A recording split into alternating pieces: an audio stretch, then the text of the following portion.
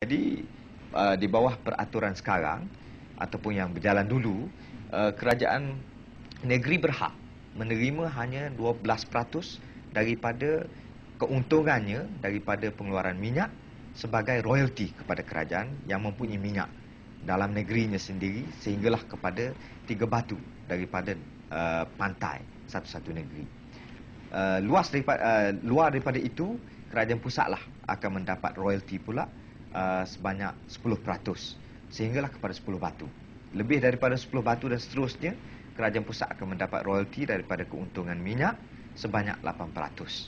Itu saja yang didapati oleh kerajaan pusat dan kerajaan negeri. Dan hasil yang diperolehi oleh syarikat-syarikat minyak sangatlah lebih, beratus-ratus juta setahun. Sedangkan kerajaan kita hanya mendapat beberapa juta saja. Ini kita punya hasil, kita punya kekayaan. Jadi mereka nak punggah, nak bawa ke luar negeri. Jadi keadaan ini mestilah diubah supaya rakyat mendapat faedah. Bagaimana kalau diizinkan saya memberi contoh, bijih timah. Dia gali sana gali sini, kita tengok sajalah, tak dapat apa-apa untuk negara kita. Dia hantar ke luar negeri, kita nak taruh nanas pun dalam tin tu kita kena import dari luar negeri. Padahal ini semuanya tin yang kita telah gali dari negara kita, kita ekspor keluar. Terpaksa kita kena beli dengan banyak. Jadi kita telah tengok, kita telah berpengalaman sekarang. Dan minyak satu sumber yang mustahak. Dan minyak pada akhirnya akan hilang juga apabila kita gali dan keluarkan dengan banyak. Sebabnya perkara ini tak akan bertambah. Jadi oleh sebab itulah, atas kepentingan negara untuk rakyat mendapat faedah daripadanya, maka mustahak Petronas sebagai badan kerajaan yang ditugas khas untuk mengawal soal ini, mengawal sepenuh soal minyak, baik pun dari A sampai ke Z sebagaimana saya sebut tadi. Ini menyentuh keuntungan yang aku sebut tadi. Tentunya dengan adanya pindaan ini, keuntungan ini akan dapat didapati dengan lebih tinggi lagi dia punya peratus daripada yang dulu. Kalau itu harapan dulu, saya. Ya, agaknya sampai berapa peratus kita boleh ambil? Saya tak boleh nak sebut. Jadi harapan saya ialah supaya satu, apa yang akan diperolehi oleh kerajaan negeri dan kerajaan pusat tidak akan kurang daripada apa yang diperolehi pada masa-masa yang sudah tentu itu. Kalau tidak, tak ada mana saya ada di sini ataupun Petronas ditubuh. Nombor dua, mestilah anak negeri mempunyai tempat di dalam perusahaan minyak, bukan saja sebagai penonton. Dia mestilah diberi latihan untuk mengambil bahagian sama ada di peringkat cari gali ataupun pengeluaran minyak ataupun memproses minyak, menapis minyak ataupun mengusahakan bahan-bahan minyak itu untuk dijadikan plastik, untuk dijadikan kain baju tiruan ataupun untuk dijadikan bahan-bahan kegunaan petani-petani seperti baja dan sebagainya. Dan ini semuanya akan melibatkan semua sekali tenaga rakyat yang akan berkecimpung dalam lapangan baru ini, iaitu perusahaan minyak. Jadi kalau kita tak kawal dan tak atur dasar yang teratur, maka sudah tentu buat selama-lamanya kita hanya akan menjadi penonton. Dan saya tak ingin melihat perkara ini berlaku. Dan kerajaan berpendapat eloklah Petronas mengawal hal ini. Bagaimana nak mengawal? Sebab tiap-tiap satu kilang penapis minyak misalnya berharga berpuluh-puluh juta ringgit. Petronas tidak ada wang, rakyat sendiri pun tidak ada wang. Maka itulah sebab saya telah cadang kepada Perdana Menteri supaya dipindah akta ini. Oleh sebab kita sekarang sibuk berunding dengan kerajaan-kerajaan negeri untuk meletak hak pempunyaan minyak ini kepada Petronas sebagaimana dikehendaki oleh Akta Kemajuan Petroleum 74. Tetapi nak adakan perundingan ini sekaligus bukanlah senang. Dua, selain daripada itu, nak juga Petronas menjalankan rundingan dengan syarikat-syarikat minyak supaya semua sekali cara-cara lama itu diubah supaya dapat menguntungkan negara dengan cara mengadakan satu perjanjian perkongsian pengeluaran. Jadi saya ke penampang malam ini, ke Dewan yang indah ini, untuk menyampaikan sedikit pandangan mengenai minyak. Tajuk saya diberitahu ialah minyak untuk siapa. Kalau di Sabah untuk siapa? Mesti untuk rakyat Sabah. Betul tidak?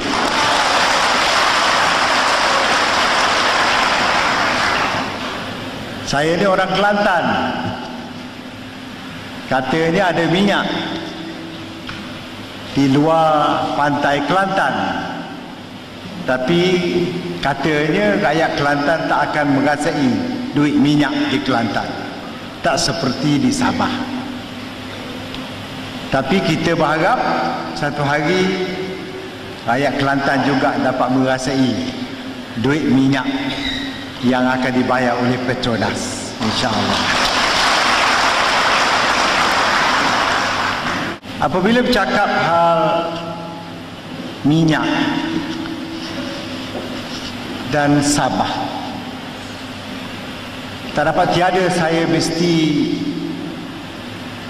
mengingat kembali satu peristiwa yang amat sedih yang berlaku di sini, yang menimpa rakyat Sabah dan negeri Sabah terutama sekali. Saya ingat dalam bulan Jun tahun 76, satu kemalangan besar berlaku di Sabah. Umur saya panjang, orang kenalan saya yang saya sanjung tinggi, umurnya pendek, sudah pergi terlebih dahulu daripada kita sekalian. Allahyarham Yang Amat Berhormat Tun Fuad Stevens dengan anaknya, bersekali dengan pemimpin-pemimpin yang lain dari negeri Sabah, dan juga pegawai-pegawai dari negeri Sabah dan dari kerajaan pusat, bersekali dengan setiausaha sulit saya telah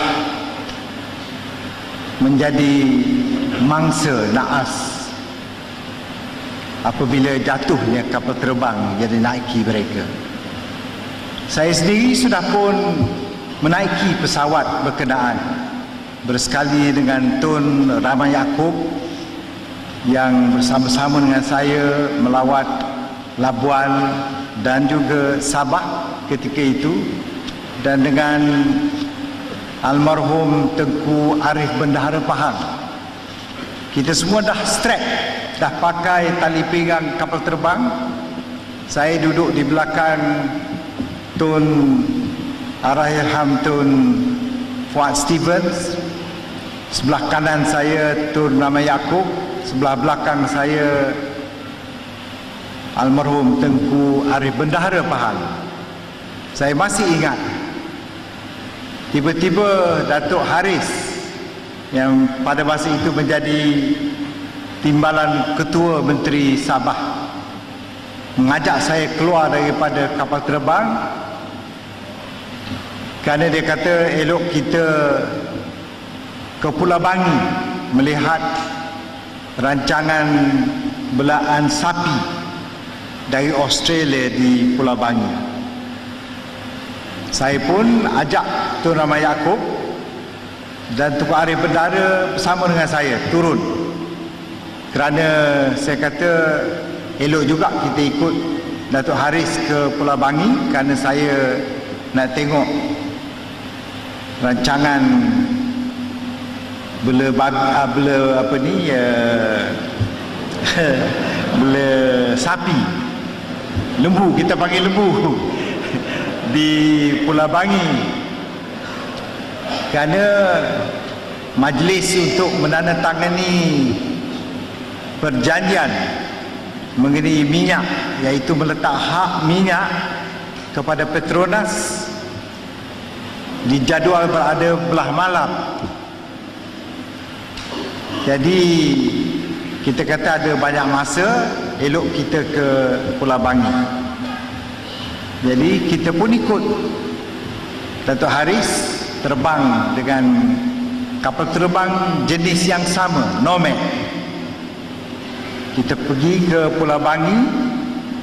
Apabila mendarat di Pulau Bangi, tiba-tiba pengawal yang ada di airport Pulau Bangi terus bekerja kat pesawat kita, minta kita tinggal pesawat itu cepat-cepat. Saya terkejut, mengapa dia orang ni berlaku begitu. Rupanya dia baru menerima berita kemalangan yang menimpa kita pada masa itu dekat dengan airport Kota Kinabalu. Dia beritahu kapal terbang yang dinaiki oleh Allahyarham Tun Fuad Stevens dengan anaknya dan lain-lain penumpang telah jatuh dekat dengan airport Kota Kinabalu. Dan mengikut berita yang diterimanya, tak ada seorang pun selamat. Jadi oleh kerana kapal terbang yang dinaiki Allahyarham itu juga sama dengan jenis yang kita naik ke Pulau Bangi, maka dia syak, takut kapal terbang itu juga mempunyai kerosakan ataupun sebagainya yang sama. Itu sebab kita diminta keluar dan menjauhi pesawat itu cepat-cepat. Tetapi tak lama kemudian kita pun terbang balik dengan helikopter tentera udara kerajaan kita ke Kota Kinabalu kerana nak melihat apa sebenar yang telah berlaku. Memang benar, tragedi yang menimpa Sabah, dan saya tak dapat lupa satu malam dan juga mendiang Peter Majuntin bersama dalam kapal terbang itu yang telah menjadi mangsa dalam kemalangan yang ngeri itu. Jadi apabila datang ke Sabah menghadapi majlis seumpama ini, saya tak boleh lupa tragedi yang menimpa kita di sini. Tujuan saya datang tempoh hari adalah nak bercakap mengenai minyak, kerana kebetulan saya pada masa itu ialah pengurusi Petronas, juga baru dilantik sebagai Menteri Keuangan Malaysia. Jadi amat duka cita sekali apabila kedatangan saya menyebabkan kehilangan begitu ramai pemimpin-pemimpin yang berjiwa besar, sungguh bersemangat nak bangunkan negeri Sabah untuk kita semua yang berada di Sabah.